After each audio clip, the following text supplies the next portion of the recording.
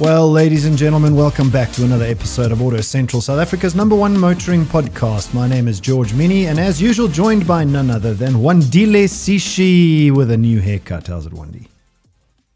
Yeah, I mean, it's been a week.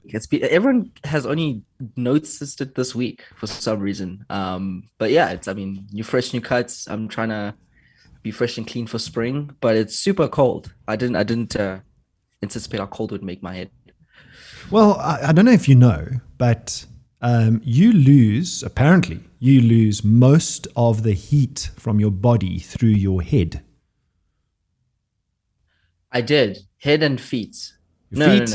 Yeah, head. Heat rises. I'm not sure about feet. Heat rises. That's what. Yeah, I just realized. Something happens on the feet as well. Yeah, well, I think your feet feel cold. I don't know what it is, but I don't know if does the heat exit with your feet. I don't actually know, but heat rises. I believe most of the heat leaves your head, allegedly, top of your head. So maybe if you don't cut your hair, you could be warmer.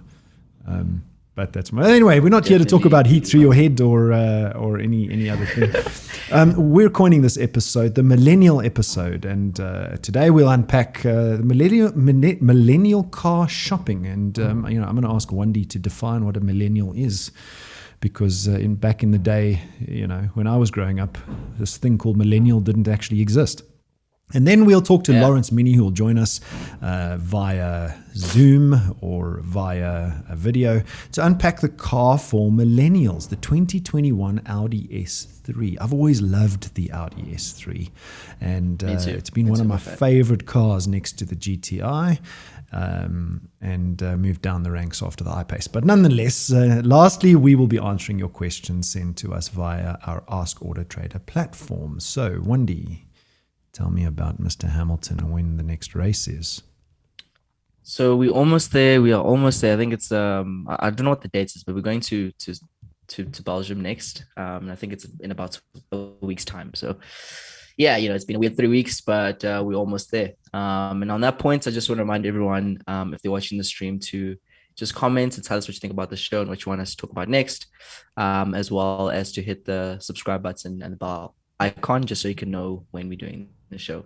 Well, when the show drops, the bell icon will help you see it first or listen to it first. Absolutely. So this is the Millennial episode, and we're going to answer the question, or try and answer the question, why millennials are car neutral in their car shopping behavior. So Wandi, you're a millennial, right? So yeah, I mean, technically, well, depending on who you ask, I'm a millennial. So you asked a question, what's a millennial? Technically speaking, it's been someone who's born between 1981 and 1995 or 6, depending on who you ask. So I identify as a millennial, but some might say I'm Gen Z. Okay, so millennial Gen Z. So what does that make me? I was born in the 70s. I think you're Gen Y. So that's between boomers and millennials. Let me generation born in 1970s. I'm Gen X. Gen X. Yes. There it is. So Gen X refers to the generation born between the mid-1960s and early 1980s. Gen Xers, which fall between baby boomers and millennials, number 65 million in the world. Oh, not too bad. Okay. Yeah. All right. So I'm Gen X, and you're a millennial. I'm a millennial. And baby boomers, I suppose, are my parents' age. Yeah. I think like my grandparents would be baby boomers. Yeah. Maybe some parents, I think. But what's up with millennials and this kind of like not wanting to drive story? So I don't think it's okay, let me just say a lot and nothing at all is wrong with millennials. I think it all boils down to the fact that we just have a lot more options. I don't think it's necessarily we don't like cars or we car neutral or we don't want to buy cars. It's just that there's so many more options that we have. But I want to ask, why are you guys making it hard for millennials? I think that's the real question that needs to be kind of picked. a How are little we bit. making it hard for millennials? It's Too many options. We're suffering from options. There's just too many things to think about, and then there's student debts, and it's crazy. It's crazy for us. Goodness gracious me. Well, if I built the world, I'd fix it for you, Wandie, but I can't. So let's set the stage here. There is this concept called usage over ownership. Whether I coined it, we coined it, somebody else coined it, doesn't matter. Usage over ownership, I think, is quite a nice way to describe the difference between, what did I say I was? Generation Y, Generation X, and which is me, and the millennial, which is kind of Wandie. And I say kind of Wandie because I think he sits on the cusp. And usage over ownership, is demonstrated around the world, around the automotive industry, where automotive manufacturers, OEMs, are not very happy with millennials or Generation Zs. And in comparison to baby boomers and Gen X, which is myself and I suppose my parents, the latest up-and-coming generations are less car crazy and create a difficult situation for, and consternation, I suppose, for the OEMs and the makers of automobiles, because they don't know what the future holds, and they can't use the past as the prescriptive way forward, roadmap. And purchase of cars by younger generations seem to be dropping consistently. And survey after survey after survey seems to show that the latest generations don't put car ownership particularly high on their list of priorities. I mean, you just mentioned it. There's too many options. Maybe worse than that, the potential drivers aren't even pursuing getting a driver's license, which I find strange versus prior generations. So the pipeline for drivers is dropping. But is that happening in South Africa? And that's the big question. I've seen a few of these studies being done around the world about this, but I think there's a few factors that don't apply to South Africa, or rather, there's a few South African factors that don't apply to the rest of the world. So I'd be curious to find out what's the sort of, are less people getting driver's licenses in South Africa or not? I would like to say I don't think that's the case. Well, that's a key question to ask, and maybe we can get the teams to do some digging. Is there a stat out there that tells us how many driver's licenses per annum are issued? Now, I mean, in the world of corruption and inefficient government departments, can we believe the numbers? But I suppose we just got to use what we've got to use. So what are the reasons millennials are not car crazy versus baby boomers? And where do self-driving cars fit in? Yeah, when I kind of unpacked some of this to understand what are the main things, speaking to people who are sort of my age, and just doing some research with regards to what's happening globally, I think one of the big things that have come out is the fact that millennials they don't want to spend lots of money. Cars aren't really seen as. Do you think it's that? Do you think necessity. Do you think it's money? I think it is. I think it's. I don't want to spend this much money on owning a car when I can take a ride sharing service, for instance. Then it's not maybe saving money. Is it commitment? I'm not going to say commitment issues, but is it commitment? Is it, I don't want to be saddled with this car, this monthly payment. So less about the price and more about the flexibility. I think a lot of millennials are seeing other things a little bit more importantly than cars were. So for instance, purchasing a house seems a little bit more important than getting a car first. Yeah, but let's talk about that for a second. I mean, I don't know if the youngsters of today even see a house as an asset. I mean, I'm like in my mid-40s and I don't see a house as an asset. A house is an expense unless it's making you income. Yeah. You know what I mean? I mean, how do you see a home? I see it as a long-term asset. So it may not be making you money now, but I mean, with inflation and so many things that are happening, if you do purchase a house now, in the long term, it may be a lot cheaper for you in terms of your finances. Well, I suppose it's what you're talking about there is called an inflation hedge. Yeah, so when you buy a house for that reason, it's an inflation hedge. But at the end of the day, when you buy a house using the bank's money, you're either paying rent in terms of interest to the bank, or if you rent a house, you're paying rent to the owner of the house. So, 6 and 1 half dozen the other. It's the same bloody thing for me. But anyway, we're not here to talk about houses. We're here to talk about cars. So, it's maybe the flexibility that these youngsters want, and makes it hard for OEMs, and do they really want to sit behind a steering wheel and drive? So I suppose that's the other question. So it's funny you asked that. Special shout out to my friend Brandon, who I had a conversation with last night. Hey Brandon, welcome to AutoCentral. He was telling me the exact same thing. He says he hates driving.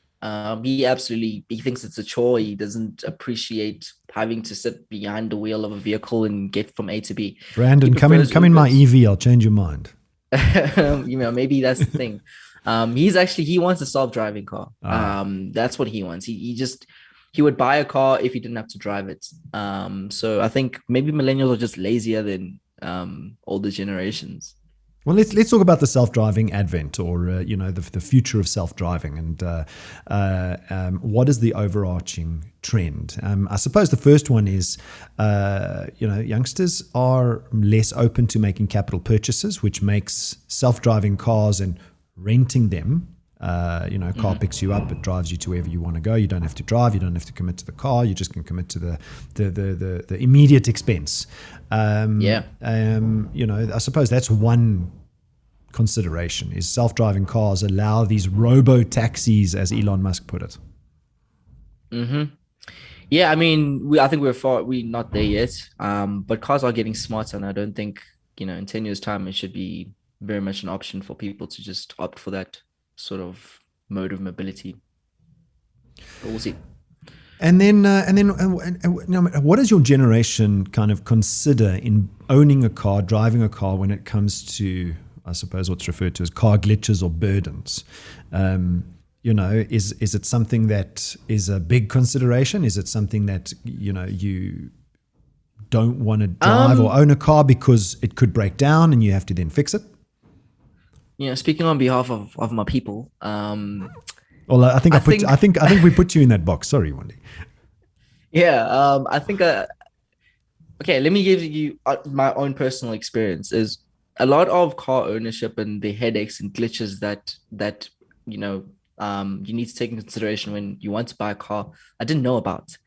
So that was my biggest challenge, is having access to information with regards to what is car ownership. I think a lot of young people think car ownership is purely just the price that you see on AutoTrader.co.za, but there's a lot more that you need to consider.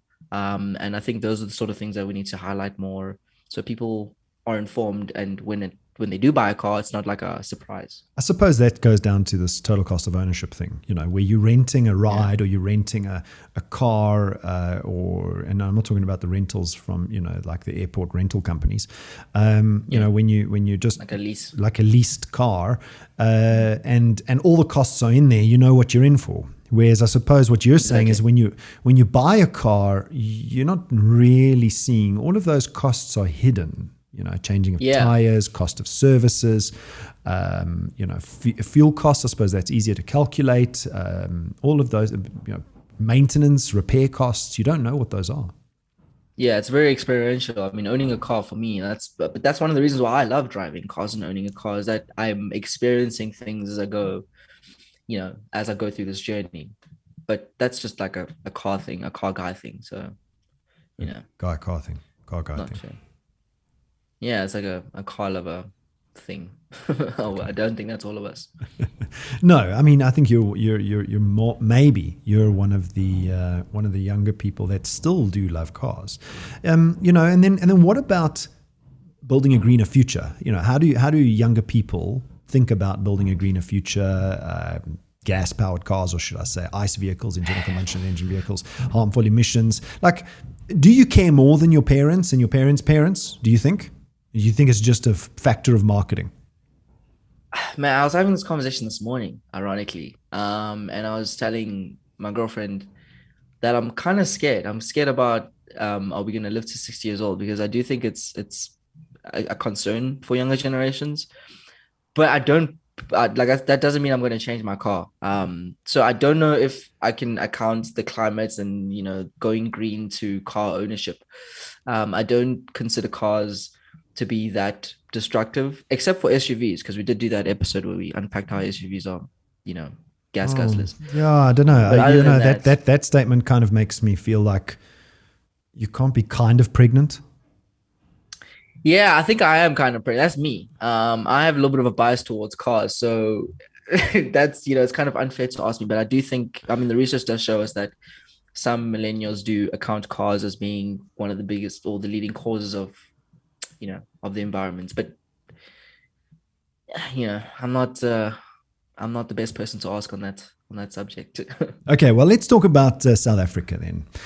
So if this is what's happening to millennials all over the world, is it happening in South Africa?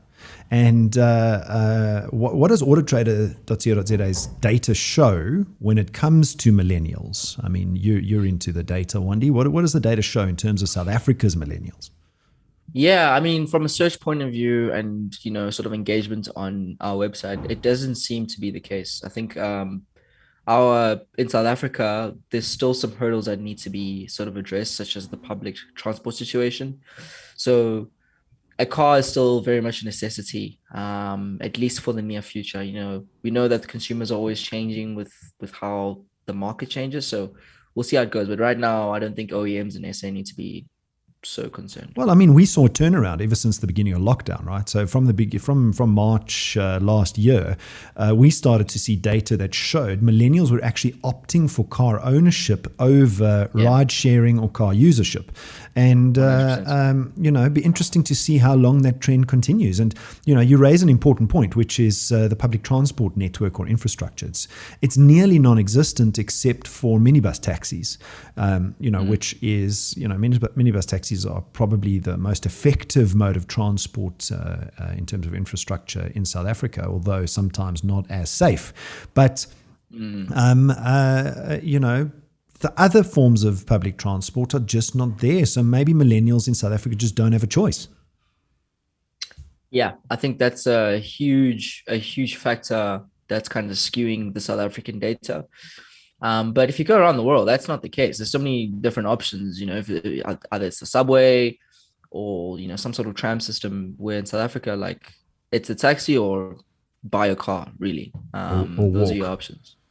Or walk. And nobody's trying to walk. What do you call a fly without wings? A walk. I don't know what. That's funny. It took me a while.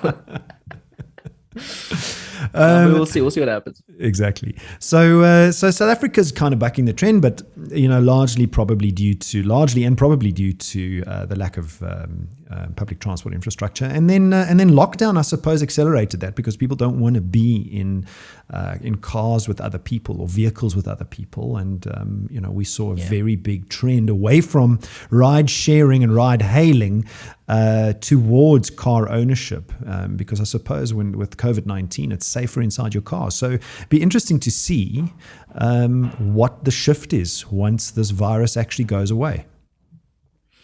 Yeah, I think once you get the taste for a vehicle, you don't go back. So I think it's going to stay that way for a little while. Obviously, ride sharing is going to go up again, but it's not going to be as popular as it was. It's like when you move from EV to ICE, you don't go back. From EV to ICE? Yeah. Sorry, the other way around. No, I stuffed that one up royally. When you go from ICE to EV, you never go back. You can't. No, that's like going from EV to ICE is like walking backwards. The good old days. Sometimes you just yearn for the good old days. Okay, nonetheless, now we're going to bring in none other than our very own Lawrence Minnie. No relation to me, but we're going to bring in our very own Lawrence Minnie to join us and talk about the 2021 Audi S3. and apparently revamped and crazier than ever. And I've always loved the Audi S3, to be honest. And, it almost sits for me alongside the GTI, where, the GTI belongs in Durban, the Audi S3 belongs in Gauteng. And I don't know if Lawrence really agrees with me, but welcome, Lawrence. Nice to have you back. Always nice to be back, gents. Thank you very much. So do you agree with me? GTI belongs in Durban and the S3 belongs in Gauteng? Sadly, no. The GTI belongs to South Africa. I was about to say. Yes. It is the South African car. The S3 is more for the well-heeled South African. Oh, explain. Yeah. I'm going to do my review a little bit backwards because I want to start with the price. Yeah. This particular yellow Mamba that I was driving retails for a few $1,000 short of $1 million. Whoa. 985,900 rand. And compared to the GTI, what is the price of a fully stacked GTI? Fully stacked. Well, you only get with the new one that's coming next week. You're only getting one, and that's the GTI 8, and it's just shy of 800K. Okay, so not far off, but 10%, 15% off. Yeah, the reason why this one was so expensive is because Audi threw everything and the kitchen sink at it. This thing has got such a comprehensive options list on it. The options list is 190,000 Rand. Whoa. So, yeah, I think that's about the only thing that I have to complain about is the price. All body styling options, or are there engine enhancements? No engine enhancements because this still runs a 2-liter turbocharged engine, but this has got the technology pack. It's got the luxury pack. It's got the big wheels. I mean, I think I sent you the options list via mail so you could have a look, see exactly what I'm talking about. But outside of that, what an absolutely fantastic motor vehicle to drive. I'm going to rate it very, very highly because it's probably one of my favorite drives this year purely as a driver's car. It's a few points off of the R8. It even sounds the same when you give it some wheelie. So it really is a fantastic motor vehicle. Well, I suppose it's Audi. R8 is Audi, and they're gonna bring some of that into the design of the S3. So in your opinion, in terms of kind of ride excitement, and because you've driven the GTI and now you've driven the S3, which one would be your pick between the GTI and the S3? Or am I asking you a really I'm a tough motoring question? journalist, so I always like the left field option. The S3 for me is probably the nicer of the two, and because I don't like being like everybody else, I would take the S3. But it really is it really is down to personal taste. I've got nothing against the GTI. I'm actually really looking forward to the new one that's coming next week. So yeah, we'll have to see. Okay, out of interest, S3 0 to 100. Sorry, Wandy. No worries. Manufacturer claims 4.9 seconds. 4.9, and the GTI? It's going to be pretty much on par. 5.6 thereabouts. So the S3 faster than the GTI? Once again, it all depends. How many people have you got in the car? How many of your friends have you got with you? I'm really not sure. So here's my question for you, Lawrence, is the biggest problem with the S3, it seems, is the GTI. And of course, I think we kind of discounting another contender, which is the 140M. I was at 135M now. And I think, at that price point, like, can we really, is it okay in a South African climate for a vehicle like this? Do you think people are going to be trying to buy this? There will always be proponents for a brand. So the guys like myself who appreciate the GTI for what it is, and appreciate the S3 for what it is, will always want to be slightly different. They're not going to sell these hand over fist. They're just too expensive. And like you said, with a competitor as well heeled as the GTI going up against it, the GTI is always going to reign supreme. But there will be a few guys that will buy S3s just to be different. It's the same as the guys that will buy a 128 Ti just to be different. Yeah, I mean, this concept of hot hatches has been bothering me for the last about 5 years. I think OEMs are going a bit nuts with regards to what they're offering. Before, a hot hatch was just a cool car that's, you know, a bit edgier than a standard car. But well, I mean, you got the Ford STI, then you got the Renault, the GTI, the S3. So I get your point around the hot hatches. The OEMs are going crazy, but they're appealing to a market that I think wants a little quick pocket rocket, and that market will pay for it. The hot hatch used to be the realm of the boy racer. Yeah. Young guy who zooms around town giving old ladies heart attack and scaring small children. But the problem is they've become so expensive that the market or the guys that would buy them can't afford them anymore. You know, and also on top of all of that, your brands like Ford and Renault, they're not making them anymore. Yeah. Because all the guys are now, well, we're going to go where the money is, and the money is with SUVs. And the young guys who appreciated hot hatches, if you want to call them that, have now gotten to that point where they have a wife and 2 kids, and now they're not wanting to zoom around town, scaring old ladies and giving small children heart attacks. Exactly. All right. So you're into this S3 just because it's different, Lawrence. What would you say is your score out of 10 for this Audi S3? Let's see where it fits into the rest. The heart wants to give it a 9, but the brain is saying an 8. The money is just, it's out of this world. And you're not going to be able to appreciate the car without at least half of the options that will make it, you know, worth having. Otherwise, just a plain bog standard one just isn't going to fly. So what are we going for? 8.5? An 8. An 8. Okay, yes. So S3, Audi S3, according to Lawrence Minnie, has an 8 out of 10. You know, that fits in the realm of the VW Tiguan. What do you think, Wandile? Yeah, I mean, we had the e-Golf that was there. And we also had the M4 that was also an 8. So, I mean, I think it fits exactly where it should be. I think it should be a 9, honestly. I mean, it's a fantastic car. I've seen some reviews of it, and it looks phenomenal. It's just that price tag is far too high, in my opinion. But you do get everything for that price, which is, I guess, fair. Bells and whistles, I guess. All right, so that is our very own Lawrence Minnie, ladies and gentlemen, reviewing the 2021 Audi S3. Thank you very much, Lawrence, and we will see you next time in the next car. Yes, guys. Bye, Lawrence. Okay, Wendy, I've loved the S3. I think, you know, S3 has been one of my favorite cars for many years. Yeah, me too. I mean, how much is the RS3? Something we didn't ask Lawrence then is if the S3 is, you know, R1 million, how much is the RS3? True. And the RS3 is quicker. Exactly. Yeah. You know, it's a little bit more performance. So if you're going to go to R1 million, you might as well just go the full 9 and get the RS3. Exactly. But, you know, we'll see when that comes out.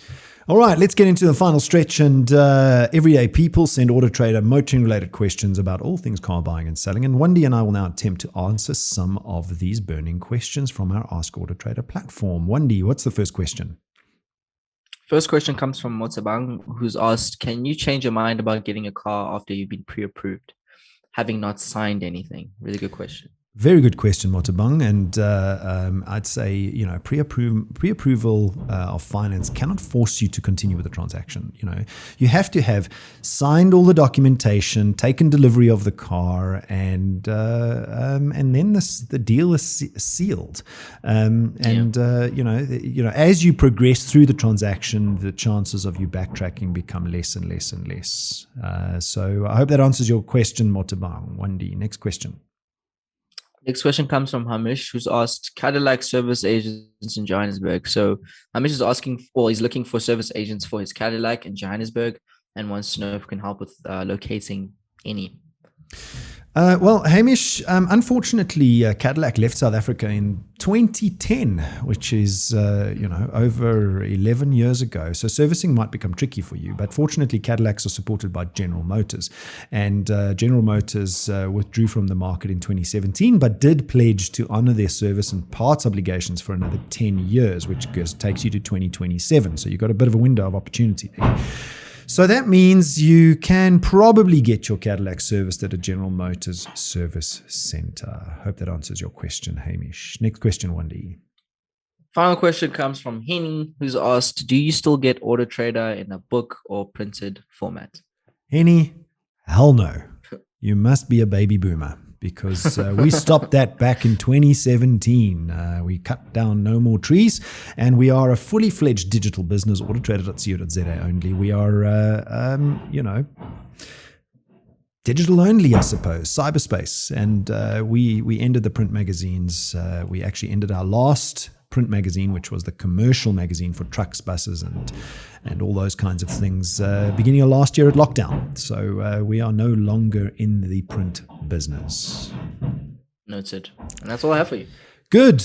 Well, ladies and gentlemen, I guess that takes us to the end of our show. And I've been George Mienie. I have been all my life, I guess. And it's been epic with Wandile Sishi. See you next time.